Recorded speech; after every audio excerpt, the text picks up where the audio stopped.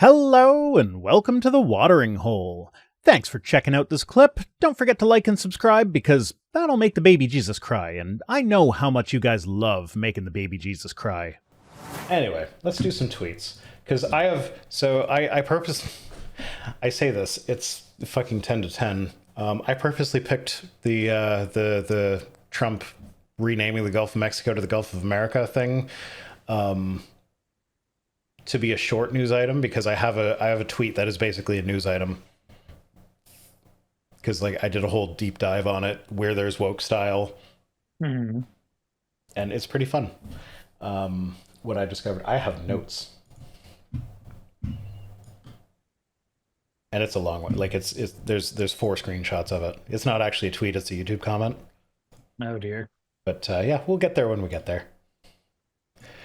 So we're starting off with Mr. Doobie. Now this is where I need your help because you've seen Sonic 3. I have not. I have, however, seen Matt Walsh's video on Sonic 3. So Mr. Doobie posts a screenshot of Matt Walsh's video, which is Sonic the Hedgehog 3, the movie that broke me as a father, where he says kids deserve good movies. So to summarize, he says, the Eggman dance made no narrative sense.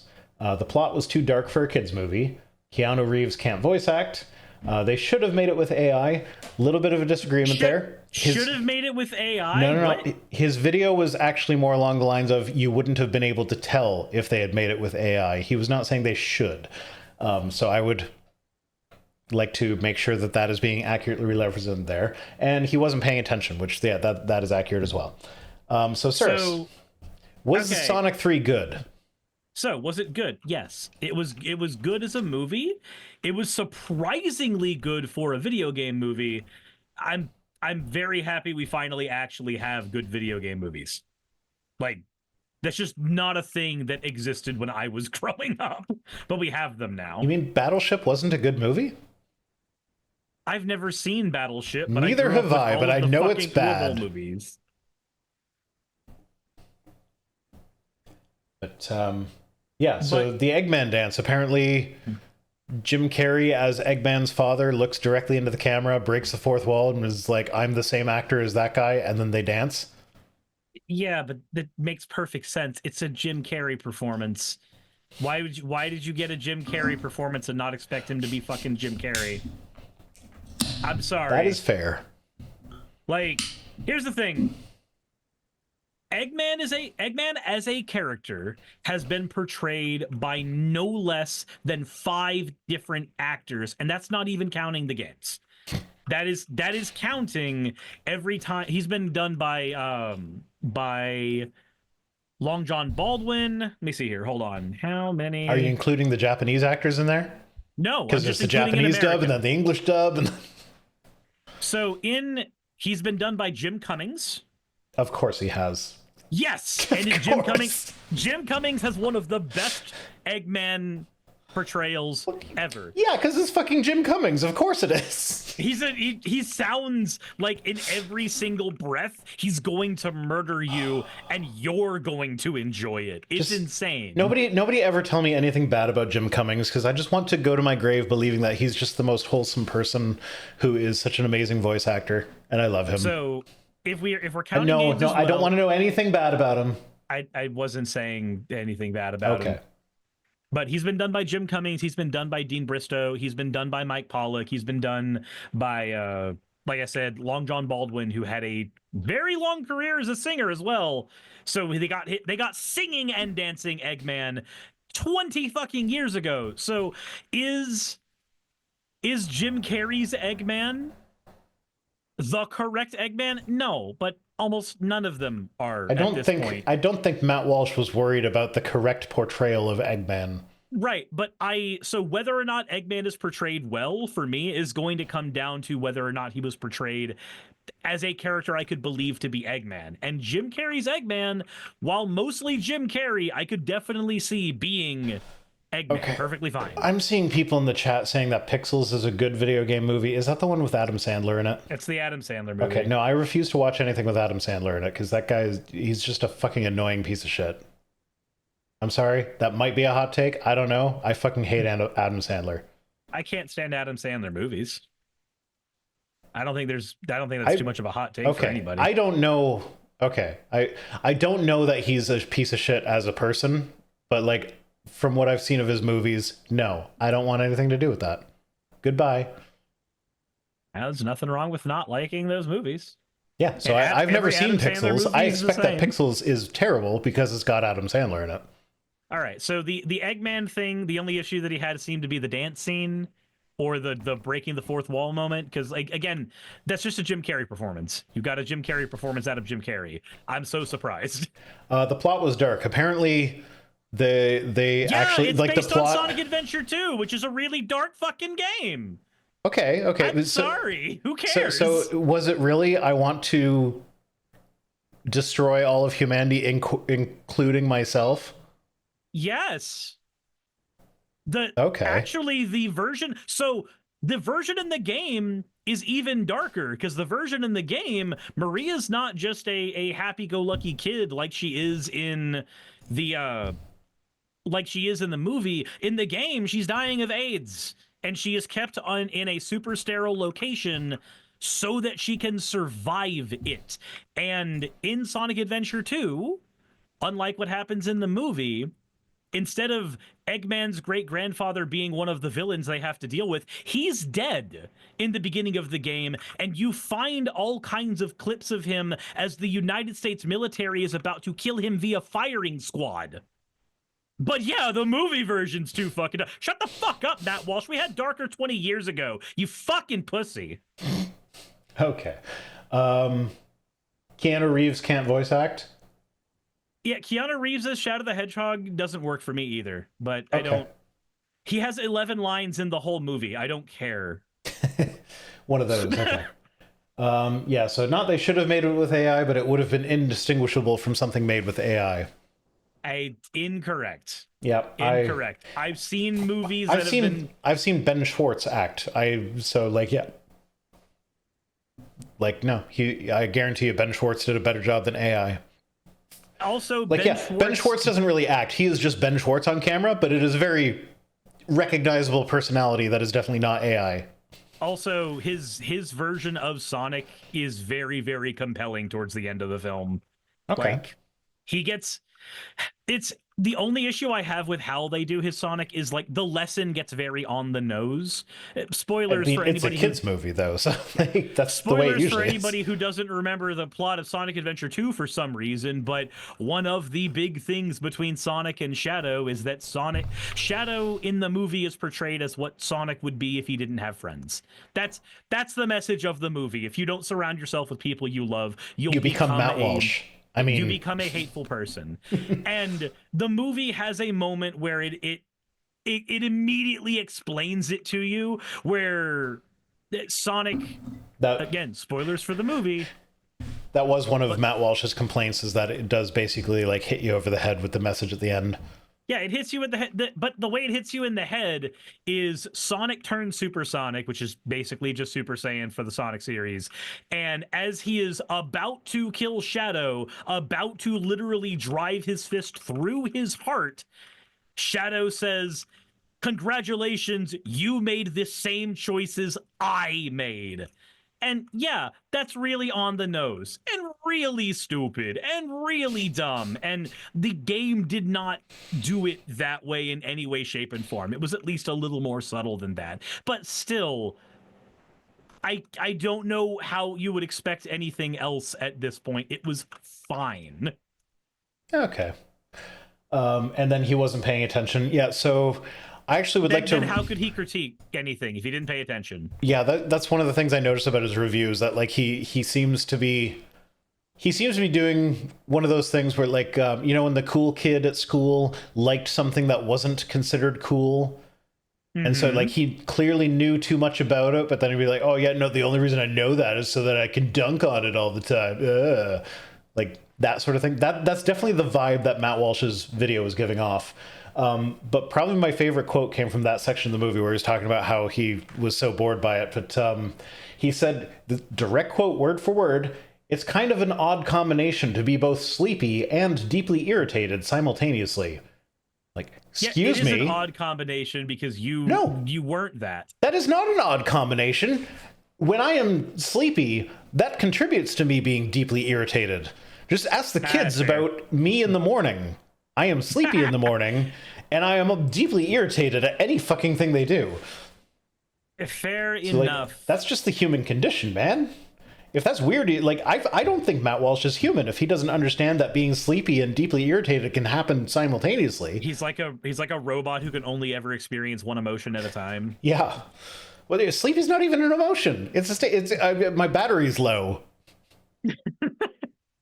Like, okay, I am not going to say that everybody who sees the Sonic movie needs to like it or that it's a fucking cinematic masterpiece. I don't care that much about other people's opinions about something that I had a blast with and loved. And really, really, really can't wait for the fourth movie because they did the fucking MCU thing where there's a post-scenes credits that shows here's the next character that's going to come out.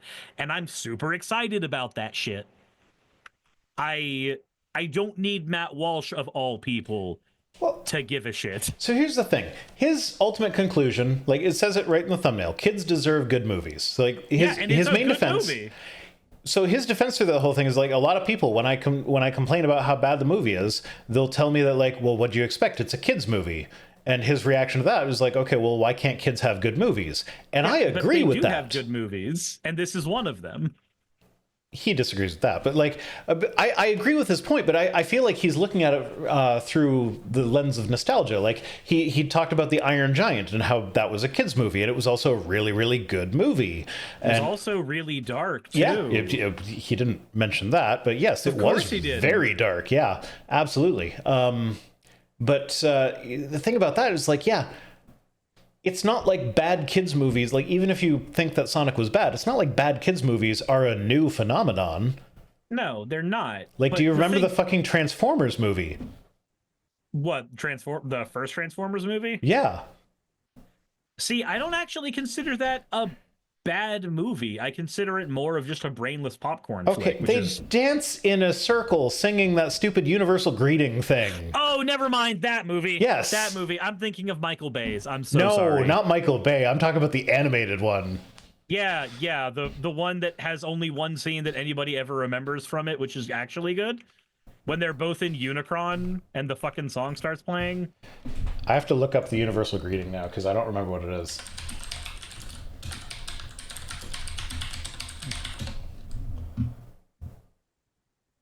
Okay, because it's completely ridiculous. They got people to try and say this seriously.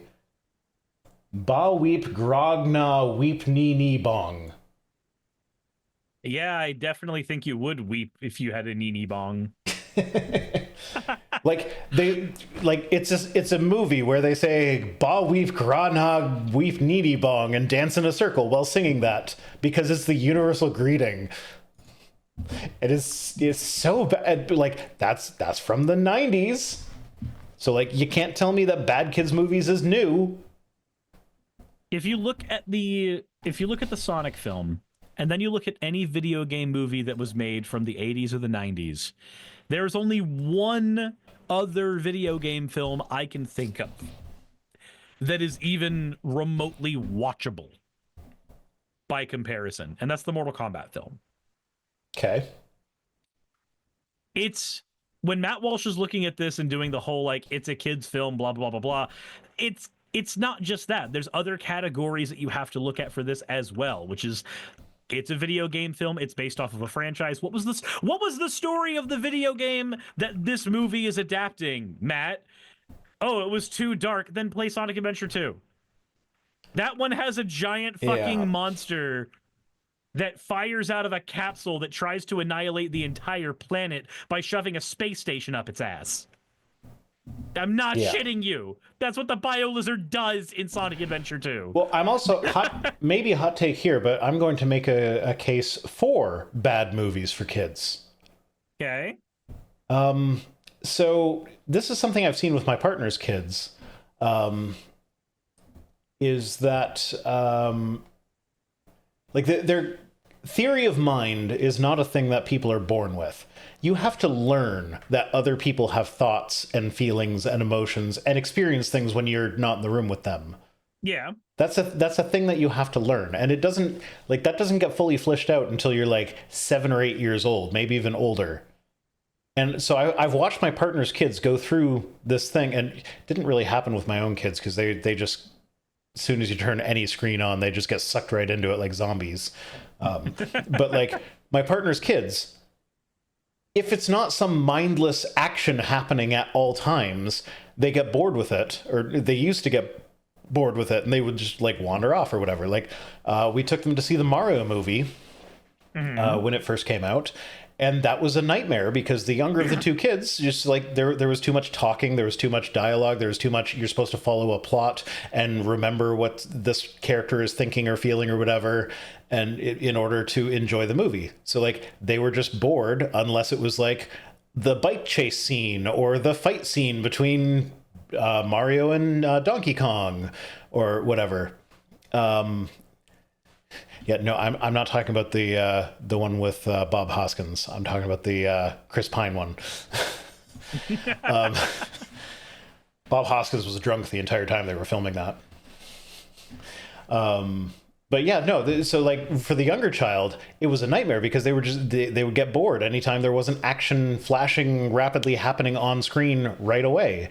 And so like it was kind of, it was difficult being there with 5 kids, some of whom want to watch the movie and the others want to go home because I'm bored.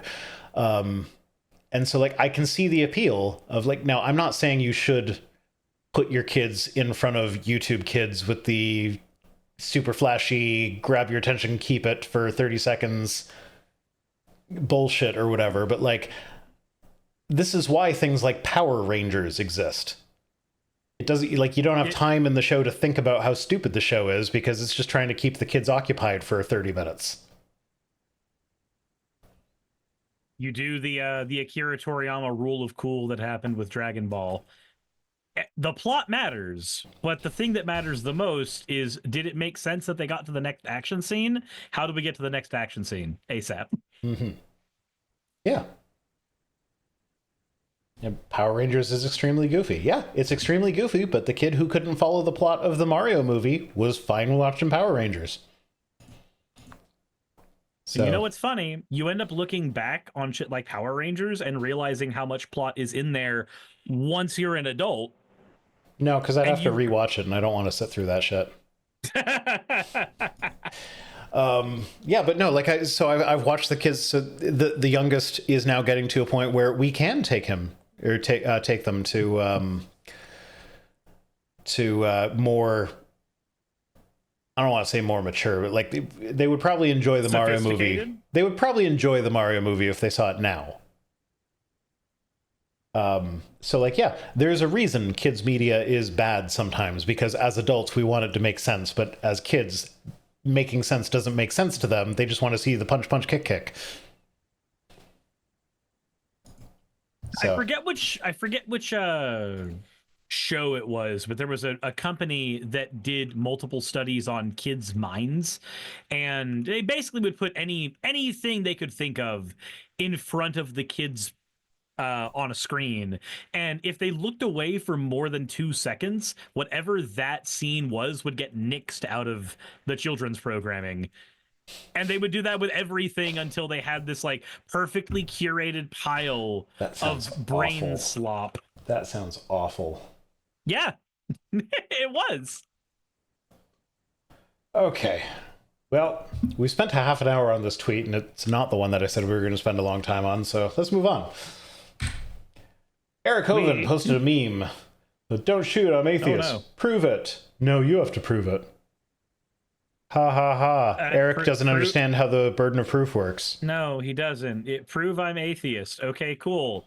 I believe I am an atheist. Yeah, there. That's all it takes. I've proved it. I see what he's going for with this, but like... Yeah, but he's stupid. Yeah, he is stupid. But like... So the thing about the burden of proof is it doesn't actually fucking matter unless you are trying to convince the other person of your position. So the reason atheism does not have the burden of proof is not because it's not making a claim.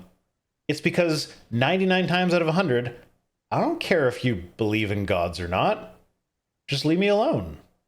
Whereas the Christian is evangelizing. They want to convince you of God. Yep. So if you don't care whether or not they stay Christian, but they want to convince you of their God, then it's like, Now okay, no, I'm not trying to convince you to be an atheist. I just don't believe you.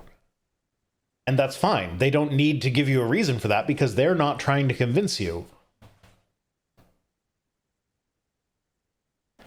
So, yeah, burden of proof, not the same in casual discourse as it is in an academic debate or whatever. But yeah, it's the person who is trying to convince other people of their position that has the burden of proof when it comes to casual conversation. You know, the longer that I spend not dealing with people like Eric Hovind, the more I realize that their opinions don't fucking matter. Well, the best part about this is the meme is watermarked. This was Darwin to Jesus that posted it originally. And he's taken more Darwin to Jesus memes. And Darwin to Jesus is like, when I saw Darwin to Jesus post him, I'm like, oh man, Eric Hovind is so much better than this guy. And now it's like, oh, nope, they're just the same. Apparently I still have my donation bot running. You can still donate to Project Share if you want, but subscribe to my channel. Super chat me. Yay. Patreon.com/Vice Rhino and or whatever the fuck services is. And whatever the fuck it is. Patreon.com/Skeptic? I think it is, probably. Okay. You think it is. You're bad at call to actions too. Yeah, I am. Oh my god, I picked all the text ones. Anyway, Elon announced that he was going to tweak the algorithm to promote more positive and educational content, to which the right wing is like, what the fuck? We came here for free speech, not for curated algorithm thing trying to suppress negativity, blah, blah, blah, blah, blah. Saw that Facebook is doing something too, right? Yeah, they're getting rid of fact-checking. Yep. It's a MAGA wonderland. Yeah. My decision to stop logging into Facebook seems better and better every day.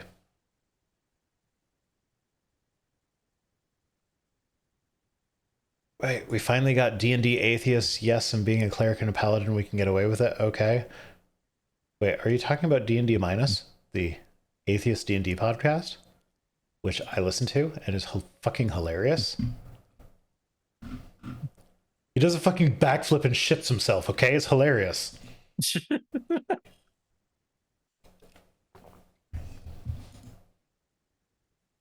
Anyway, yeah. So my takeaway from this is that Elon took over Twitter and drove away all the people that aren't trolls.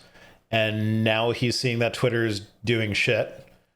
And in an attempt to fix it and lure back the people that aren't trolls, he's now driving away the trolls. Yay! And eventually there will be nobody left to care about Twitter. Hopefully. Elon regularly retweets misinformation with just interesting. Man does not know what information or positivity is. Yeah, I know his feed is full of the not positive educational stuff that he apparently wants. But yep, I continue to not log on to Twitter except for collecting tweets for this show, and my podcast automatically posts to Twitter when it goes up. And that decision gets more valuable every day. Mm-hmm. Yep. It was actually kind of hard collecting tweets for tonight, because like it's always kind of frustrating when something big and important happens on tweets night.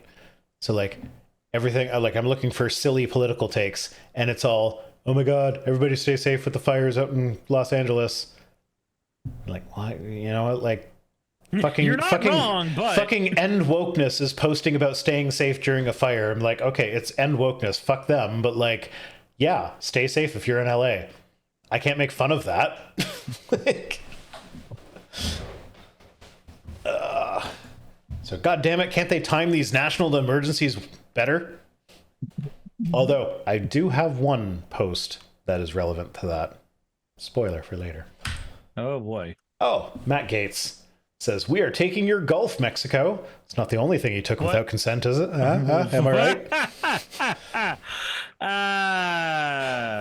Jesus Christ. So, fun fact, and I have no way to prove this to you, but Matt Gaetz apparently had to get snuck through the back of a fucking restaurant, like a bar that important political people tend to go to. Apparently, he had to be snuck in the back because of the shit that was coming out about him in Washington. Just better for him. I can see that. That happened to one of the Supreme Court judges, too. Like, I have no way of proving that to you other than my friend who was at the bar telling me, hey, by the way, this shit just happened and you won't believe it. Well, I mean, when it happened to the Supreme Court justice, it made the news. And honestly, people need to keep on them about that. It needs to happen more often. Yes. What he does must even really think like the back door, but Yeah. Here's the thing. Like, we're taking your Gulf. Like, renaming it is not taking it. No, it's not. Like, what? Okay. So what if the states renames the part that they own, but like Mexico still owns like half of it? So is it going to be like the half Gulf of America and the half Gulf of Mexico? Now there's just like the Mexican divide or some shit. This is so stupid. He got elected because of the price of fucking eggs. And now he's like, let's take over Canada and rename the Gulf of Mexico and steal Greenland. And Panama Canal? No, that's the America Canal now. Like, fuck. You know what? I am not in favor of becoming the 51st state up here in Canada. However, I will consent on one condition. Y'all get a proportional vote? No, sure. That should just be a default assumption. But no, my condition is that the new supernation that you form when you take over Canada and Mexico and consolidate them into the states is now it's Canada, the United States, and Mexico. So you can abbreviate that to CUM. So I will happily be a part of the great nation of CUM. I'm already part of the great nation of CUM. Cheers to that. Here's to the great nation of CUM. Where are we at? Cum. What are we drinking? Cum. I mean, cider. Apple cumder. No, this is the Dr. Pepper of ciders. Oh. Yeah, it says on the can it's from the juice of 17 apple varieties. Oh. I'm like, multiple different flavors. The most prominent one's probably cherry, but multiple flavors. It just tastes like an apple. I don't understand the whole like adding more flavors makes it more gooder. Like, no, eventually it just becomes like it's like mixing paints together. Eventually you just get brown or gray. I mean, for Dr. Pepper, it's mostly that there's just a lot of notes and then there's cherry. No, for Dr. Pepper it's that there's sugar. Yeah, that too. Yeah, we could label our products that we make in our great nation made in cum. As I drink my thermos of Diet Dr. Pepper. Okay. I'm not a fan of Dr. Pepper. Here it is. Here's the big long book of a tweet. I broke it up into screenshots. I just wanted to show this on screen for a second so that if anyone doubts that if anyone thinks that I'm leaving bits out, they can compare it to this, because that's the whole thing, and see. So anyway, this was on my 10 more things that don't make sense about Christianity video.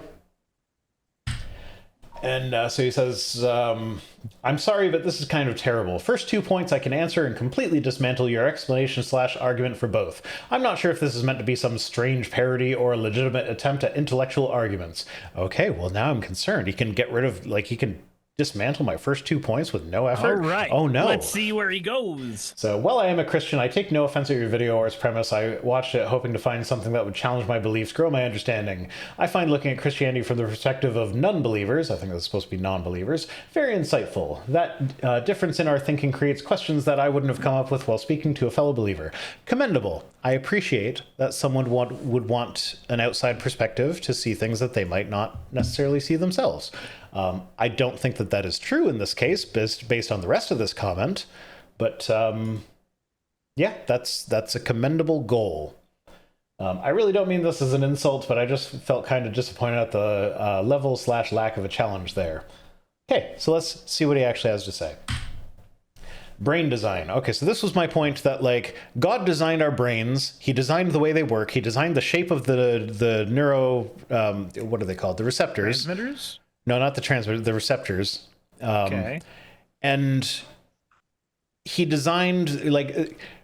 Your brain releases oxytocin and the feel-good hormones and also the feel-bad hormones and whatever in very specific scenarios. Like, there's a psychologist that my partner has found out about that one of the things he says that couples that tend to last longer, or no, it's not they last longer, it's the men live longer, is if before leaving for work, they give each other a kiss that is not just a peck on the lips, but lasts at least 6 seconds, or a hug that lasts at least 20 seconds, because that's the duration that it takes to get the release of the hormones or whatever, the oxytocin that makes you feel safe and loved and like you belong there or whatever.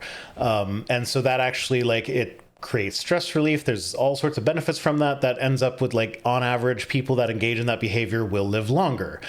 Okay. So that's a very specific thing. So clearly, our brains can release those chemicals in very specific scenarios. So God wants sex before marriage to not be a thing that we do? Okay, don't release the feel-good hormones when you have sex unless you are also married to that person. That's clearly something that our brains are capable of doing. But they just can't. But they just don't. Also, like, the shape of the neurotransmitter receivers, there's a word for it. I can't fucking think of it right now. But the shape of them is what determines, like, which chemicals bind with it or whatever. He could have designed cocaine to not bind with our receptors in our brain. Or he could have designed opiates, that, like the medical ones that we use, he could have designed them to bind in a way that would relieve our pain without being addictive. He could have done that. Absolutely. That's what he, like, that he designed the brains, he designed these chemicals. He could have designed them to interact in a way that actually, like, is beneficial and does not have the downsides, doesn't lead to things like addiction, doesn't lead to substance abuse, and doesn't lead to sinful behaviors or whatever. That was my point there. So that was my point with brain design. His response to that point is, assuming God exists, he knows infinitely more than us, what with him being omniscient and omnipresent. He himself is the entirety of knowledge and understanding of our reality. You can't presume to understand his motives and intentions with your limited human perception and understanding. Yes, fuck I can. It's called just doing it. Okay, but here's the thing, though. This is where I was like, oh, he didn't actually watch my video, because I forget what point it was, but like point number 7 or something, was mysterious ways. The fact that mysterious ways is an excuse that people resort to makes no sense, because it's just a catch-all thought-stopping technique that's like, oh, I don't need to worry about actually answering the point. I can just say mysterious ways as if that did answer the point and move on. And it doesn't matter what the point is. Mysterious ways thing. Yeah, it doesn't matter what the point is. It's universally applicable. And so he starts with mysterious ways. Like, okay, so you didn't watch the video. Because that's what you just said. Yep. But he does have a follow-up. He says, in regards to liking the things that God has laws against, your argument makes it appear like you haven't read or understand the Bible's basics. We didn't originally like these things. We were tricked into comprehending what good and evil was in the Garden of Eden, right? Before that, Adam and Eve didn't have relations. They had no impure lust or desire for each other, just pure innocent love. Hold on. How was it impure if they were effectively married to one another? I know that's a whole other can of worms that I wasn't even going to get into, but we can if you like. So the things our brains are wired to like is a result of that fall of mankind into sin. So the shape of our chemical receptors in our brains and or the various chemicals that interact with them changed because the serpent said, did God actually say that you couldn't eat from the tree? and that physically changed all the receptors in the brain and all the shapes of the chemicals that interact with those receptors. How does that make sense? It doesn't.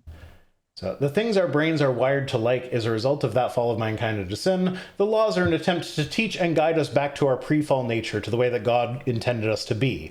He could have just made us that way. He could have. Is it too much to ask that an omnipotent being just does the thing that he wants to do instead of a thing that he ostensibly doesn't want to do? It is too much. How dare you ask the omnipotent being to use his brain? He says, as such, God's laws are a guidance for correction, not a contradiction. I never said the laws were a contradiction. I said the fact that things that feel good are sins doesn't make sense. God could have made sins not feel good. Yeah, he just didn't watch the video.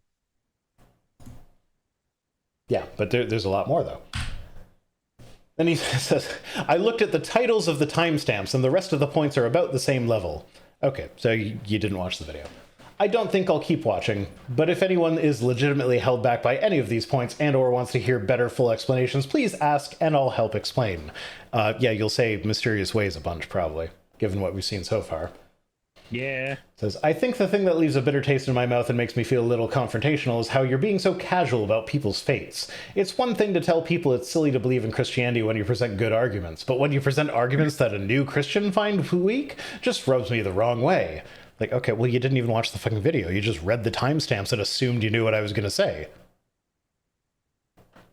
Then, I mean, you wouldn't tell someone to avoid surgery because it's ridiculous and unnecessary when you haven't even taken the time to learn the basics of it. That's just irresponsible. Yeah, but if the surgeon says, hey, I'm going to slice open your flesh with a scalpel, and you say, hey, whoa, nope, I don't like the sound of that, and then you turn around and be like, nope, that can't be how it works. Like, that's what he's doing here. He just saw one thing and was like, nope, I don't like the sound of that, so I'm just turning around and leaving. But, like, that is a thing that surgery involves. Yeah. But you got to listen to the rest of the explanation if you want it to actually make sense to you. You don't understand. We have to put the scalpel in you to get rid of a tumor. Do you know what a tumor is? Yeah, and when you haven't even taken... you wouldn't tell... also, so he's accusing me of not knowing the basics of Christianity. I was a Christian for most of my life up to this point. As was I. So, like, you can't tell me I didn't know the basics when, like, I ran a website doing the exact opposite of what my job is now. I had an evolution is stupid website. Like, that is a thing that I had. God, what would you actually tell yourself if you went back in time and just had a conversation with old Rhino? I know that for me, I have no idea what I would say because I know that I'm an obstinate fuck. So I know anything that I tell myself as an obstinate fuck, I'm just going to be an obstinate fuck about it, but way more infuriating because it's going to be me as like a teenager. Oh, someone redeemed a hydrate. I should probably drink. Also, I got a posture check on my end. So all right. Thank you for that. So now this is the part where I went all deep divey. So, says, all right, I heard you talk about privilege, and now I get it. You're one of those woke people. I see why you're going after Christianity now. You're one of the wokies. I'm one of the woke. He says, did you know a Christian in the UK was arrested for silently praying in his head outside an abortion clinic praying for his dead son? I actually think he was imprisoned for it. Like, okay. So that is... kind of true. Big if true. Now, where's the context? That is kind of true. So the UK does have laws about certain activities that you can engage in near abortion clinics. And one of the things that is on the list is praying, whether it be silently or out loud or whatever. Doesn't matter. So if you are just standing outside an abortion clinic praying and silently in your head, basically, so I watched, you can get the body cam. No, it's not body cam. The guy published the footage himself, but like the police that asked him to stop were like the quintessential examples of British politeness. Oi, you got a license for that? No, not even that. It was like, I understand that you're praying. I understand that you've lost a son. I'm very sorry for your loss, but it's just, you have to move like 50 meters that way. if you want to do it, like here, it's a buffer zone. Like certain things like that are so like, yeah, technically you can't know whether or not someone is actually praying if they're doing. But if you're just standing outside an abortion clinic for several hours at a time, like holding vigils is one of the things that is outlawed in the buffer zones. Like you can't do protests. You can't, like, it's to keep people feeling safe as they're going in for their health care. Yeah. And realistically, you believe that, like, the guy you're praying to is supposed to be omnipotent and omniscient. So it doesn't matter if you're standing beside an abortion facility doing your praying. You can do that at home, and he will still hear those prayers and do whatever the fuck it is you want him to do. Yeah. You're doing it outside the clinic to be seen. Yeah. You're doing it to be seen. That is why there are rules against it. He was not imprisoned for it. He was put on probation, and he was fined. No, he wasn't in prison. So, like, yes, he was charged for silently praying in his head. The prayer itself wasn't the problem. It was the location. And he also, like, he freely admitted to the cops that, like, yes, I'm doing this as a form of protest against abortion. Okay, well, this is a buffer zone. You can't protest here. You can't do that here. Yeah. Then he says, so don't you dare claim we are privileged and free from persecution without having walked a mile in our shoes. I was a Christian for most of my life, man. I know what those shoes are like. You also aren't being persecuted in that situation. You're going and seeking a fight and wondering why, when you fucked around, you found out.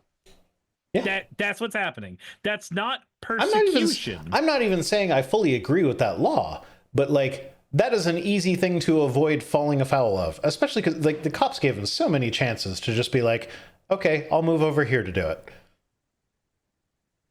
Like, so, like, they did their darndest. Like, he was clearly trying to get arrested for that just so that he could make a point for this. He'd have the story. Like, they were super polite and desperately trying to just get him to move a little. But, yeah. And every other faith has privilege and priority over us today. Islam, for example, gets preferential treatment across the board. Our historical churches, including their medieval gravestones, are being desecrated and destroyed by Muslim communities that buy them and turn them into mosques. Okay. Take that sentence at face value. Who's selling the churches to the Muslims if that's happening? It would be So it wouldn't be the Christians. It would be the bank. Technically, the answer to that is it would be the bank, because the bank would own the church. If you take it at face value with what he's trying to say, this is an active church. Like, he's trying to paint the picture of, like, an active Christian church is being forcibly bought out by the Muslims. So it's like, no, if Christians don't want their churches turned into mosques, maybe Christians shouldn't sell their churches to Muslims. That, like, at face value, that's the answer. Fun fact, did you know there's a Wikipedia page for non-Muslim places of worship that have been converted into mosques? Okay. Do you know what country doesn't even make the list? The UK. The UK. It's not on there. And the reason why is because I looked into it. I found a grand total of 3 examples of churches that were going to be turned into mosques. Okay. So there's Bradford Methodist Church. This is a news item from September 2023. That church has been vacant since 2020. It was supposed to be turned into housing. Like, it was supposed to turn into, like, 3 apartments. But that never happened. It's a defunct church. It's no longer in use as a church. They're looking for someone to buy it and turn it into something useful. The local Muslim community bought it with the intention to convert it into a mosque. The city said that they didn't need to approve that because with historic buildings, they've got, like, you don't need approval to if you're going to buy it and keep it for the same use, you don't need to get approval for that. But if you're going to change what the building's being used for, then you do need city approval. And what they said is because it's still being used as a place of worship, you don't need approval for that. Seek approval. So that is basically the government is stepping aside and being like, we're not saying anything one way or the other religion-wise. it's a place of worship. So have at it. So they are not discriminating against Christians there. Neither are they discriminating against Muslims. They're just saying it's a place of worship. Yeah, it was a Christian place of worship before. Now it's a Muslim place of worship. Okay, that's place of worship is a place of worship. So there you go. That's the way it should be, in my opinion. All right, second church. Point, who cares? Second church was in a place called Stoke-on-Trent. This news item was from August of 2024. This one, the city did give its approval. They approved it to become a mosque. There are several articles, when you Google this one, pointing out that there is no evidence of disturbance of graves whatsoever, because the church closed in 1985, and when the church closed, all the bodies were exhumed and moved at that time. So there are no graves there to disturb. Okay. And again, keep in mind, this is from 2024 that they're trying to turn it into a mosque. The church hasn't been a church since 1985. It's for the last almost 40 years, it's been an antique shop and a cafe. So these people literally turned a house of prayer into a house of commerce, which is the only thing that Jesus ever used violence to oppose in the Bible. But when it becomes a Muslim thing, that's when he's bad. Yeah. So turning it into a house of commerce, that's okay, apparently. A church turning into an antique shop is fine, but a mosque? No, heaven forbid. And on top of that... That's because sometimes Christians do business, but Christians never do Muslim. So on top of all that, though, so the city council said, sure, be a mosque. The Muslims bought it. They paid money for it. We now own it. The Church of England, which is a political body in the UK, stepped in and said, no, we don't approve of that. So in this case, they're literally discriminating against Islam in favor of Christianity. The government is discriminating in favor of Christianity to say, no, you can't turn that into a mosque because the church of our country said no, even though everybody else said yes. So I don't know how that's discriminating against Christianity. And the only other example I could find was from way back in 2007. This is the only one that so far has actually turned into a mosque. Okay. And it was the town, they had a public referendum, so the people of the town voted to allow it to become a mosque. For 40 years before 2007, it was a factory. It wasn't a church. They were manufacturing shit in it. And the Muslim community in Clitheroe they've been looking for somewhere to turn into a mosque unsuccessfully for 40 years. The entire time the church was a factory. They finally got to buy the church and turn it into a mosque for themselves. Well, there you go. It feels like a non-issue. Yeah, so it's like, those are the only three examples, only one of which actually became a mosque. The other one looks like it probably will, like the Bradford Methodist Church. But so far I couldn't find any details to whether or not they were successful. But this all seems fine. It's not like they're buying churches that are currently in use. No, it's very not the thing that he was describing. This is a bunch of isolated individual incidents, and they're not even incidents. It's natural shit that happens eventually. Mm-hmm. And that's it. Yeah, the church that I grew up attending got turned into a dance studio. You spent your time going down for Jesus. Now you can get down for Jesus. Mm-hmm. Indeed.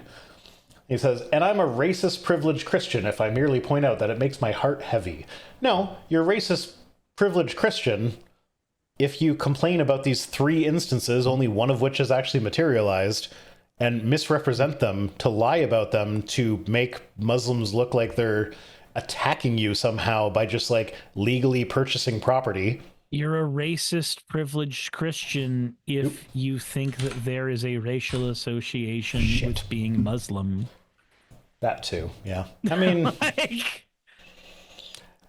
Well, statistically, actually, there's quite a lot of brown people who are Muslim.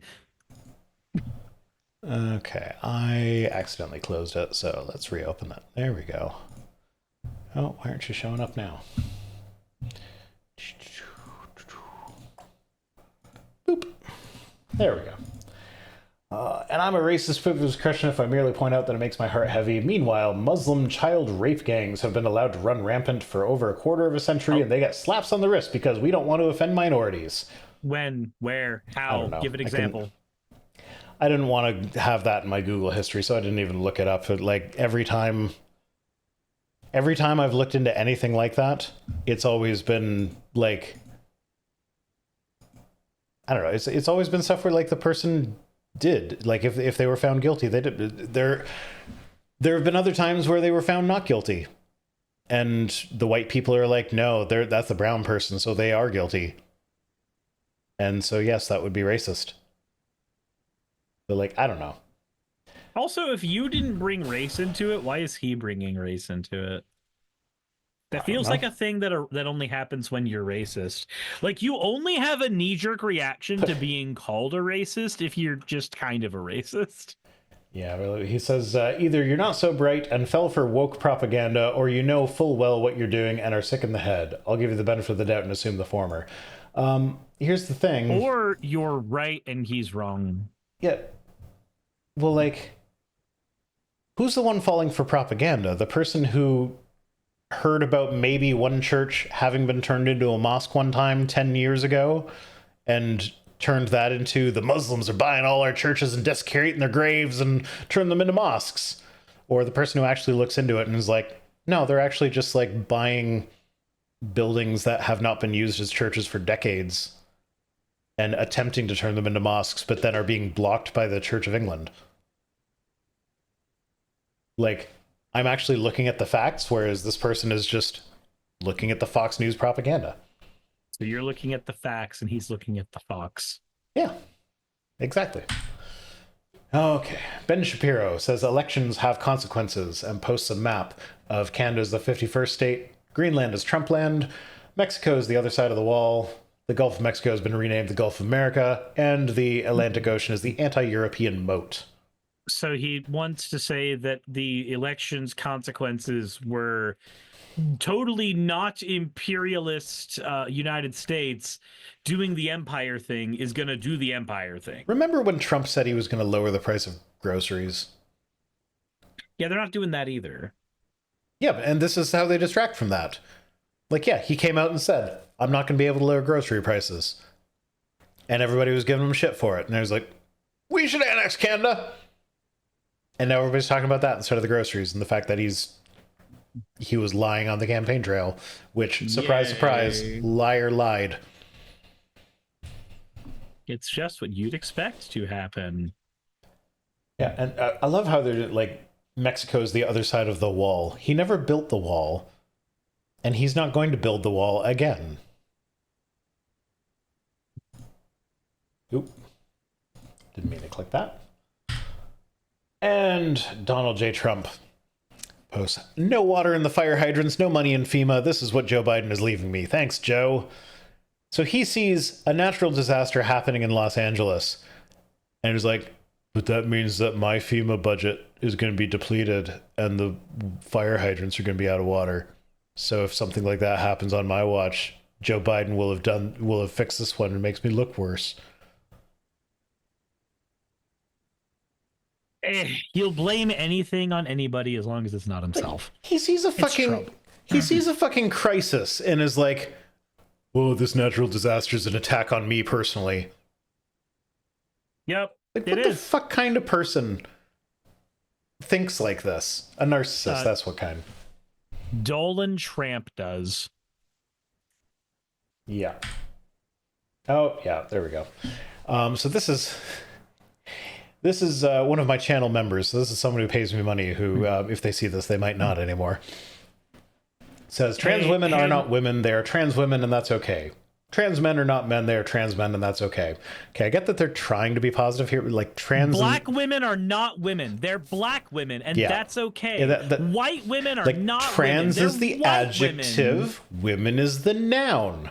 If trans women are okay to they are women because that's how the words work. Alp 5088, I don't know how much you're paying Vice Rhino as a channel member, and I will willingly throw whatever that money is at Vice Rhino on Patreon if need be to make up for your channel membership, so that I can be as insulting as I fucking want. Bigoted Alp isn't an Alp. It's a bigoted Alp, and that's not okay. So the reason I picked this, though, is the last sentence. Why are atheist channels going so hard on the trans issue? Because the Christian channels went hard on the trans issue. That's why. Well, it's reactive. So I saw this comment right around the time that J.K. Rowling posted for the first time that trans kids don't exist. I have a trans kid who grew up reading Harry Potter and loves Harry Potter. So to find out that someone that, like, one of their favorite authors who is so integral to their childhood and like these stories that they enjoyed as a kid thinks that they don't exist. They are not valid as a human being. They are twisted or sick somehow because they exist in a state that that person doesn't personally feel is valid. That pisses me the fuck off. So, yeah, I feel like defending my children. That's why I go hard on the trans issue, because it is personal to me. And if you don't understand that, then that's a you problem. I can't speak for every atheist channel. As for me, I have friends who are trans, and also Christian bigots happen to be anti-trans. So here we are. Also, because we give a crap about people, Dark Falcon says. We give a shit about people. So if you go back in my archives, you can see I've been vocally pro-trans since before my kids came out as trans. So yeah, this has always been just like, I care about people. So why are these people treating them like shit? Okay, I will push back on that because that's my job. Like that's literally my job as a YouTuber. I push back on people saying incorrect things. And I feel better about my job when I do it in a way that can actually make a positive difference in some people's lives. That's why anytime the subject comes up, I make it a point to shout out the aces, because the aces are often forgotten about in LGBTQ discussions. And I know that there are a bunch of them that really appreciate just being recognized. So I do that because it's like, it's so fucking easy. Why would I not do something to make people happy? Because I just care about people. Okay. I got lucky. I read Animorphs and K. Applegate as pro-trans. I remember Animorphs vaguely. I didn't read most of them, but I did read a lot of them. And I don't remember the TV show at all. I remember that there was a TV show. So, yeah, let's wait for Sirs to get back before we go to the next one. If there is a next one. There is. Those books get so weird. Yeah, it's about child soldiers or some shit. I don't remember any of that, but I know that that's the thing.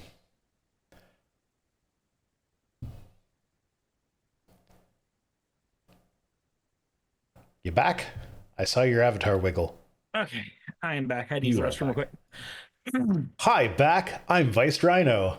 Hi, Vice Rhino. I'm Dad.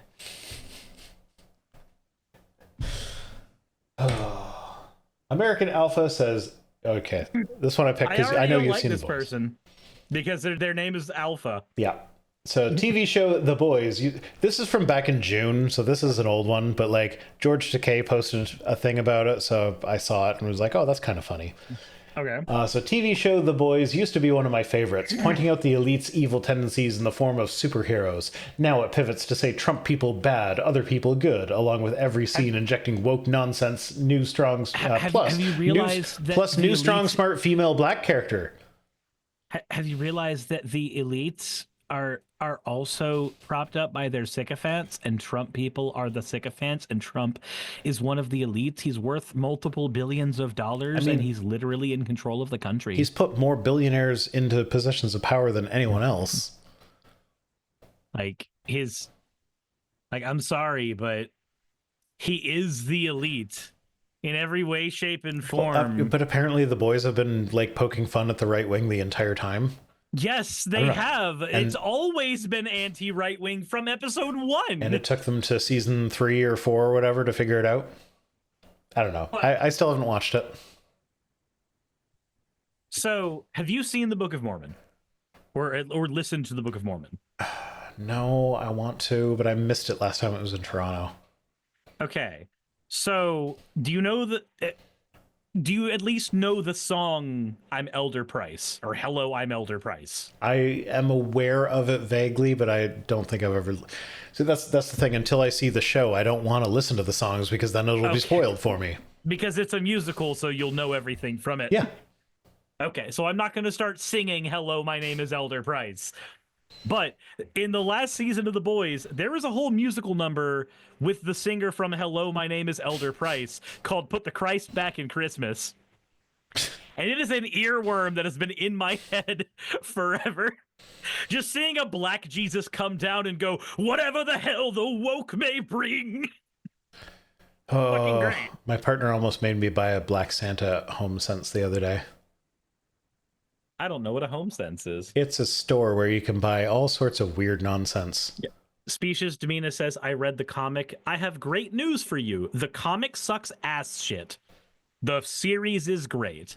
So HomeSense is a store that you go to when you want to find a cat figurine that instead of being printed with like the image of a cat on it, it would be like just a repeat of Van Gogh's self-portrait as like a texture on a cat-shaped body.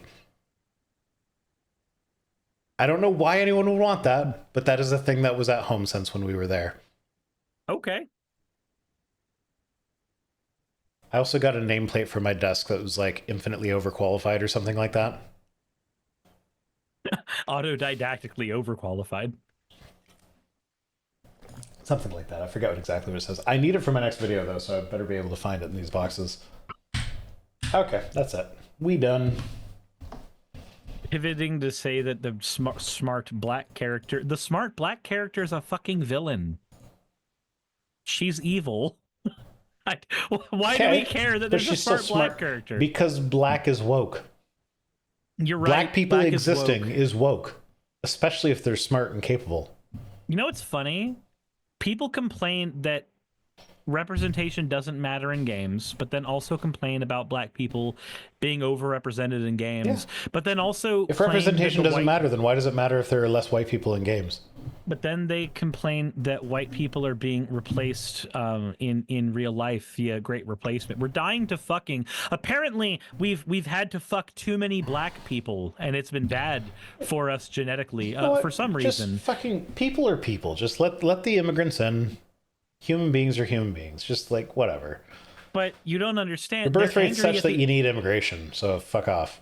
But if they're right that the whites are all being replaced, then eventually there will be less white people, and it's fine. Then eventually that representation in the games isn't over-representation at all. Then, no, it sucks to be them. If you know what, if all the white people get replaced, then there will be more black people that know how to play the bagpipes. Okay, it's fine. Don't worry about it. Like, you don't need to be pale to play bagpipes.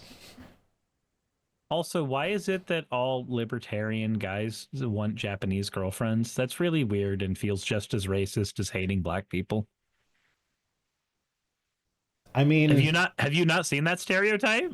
I haven't heard it laid out explicitly, but as soon as you said it, I'm like, yeah, no, that tracks.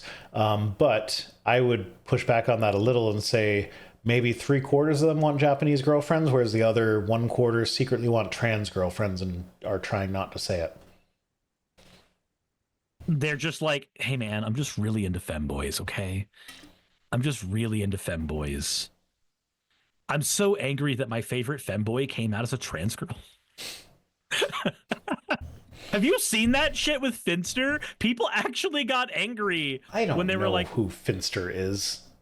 Finster is a very, very large streamer who started cross-dressing on stream, had a bunch of like redeems where the cross-dressing would happen, and people paid thousands of dollars for Finster to cross-dress, and eventually Finster just came out as trans and was like, hey, by the way, I've been taking hormones for like 6 months. And it was a huge thing, and people got pissed at Finster because their favorite femboy was now a girl. If you guys want to pay me thousands of dollars, I'll cross-dress, and I will not come out as a girl later. But I will put on a dress for thousands of dollars. You know what? I have done worse for less. I think the word for that is skag. Okay. I'm not going to Google that. Yes, you are. Nope. You're going to get curious. Nope. I'm going to forget what that word is. You're going to forget the word skag? Yep. Okay. All right. On that note, fuck off.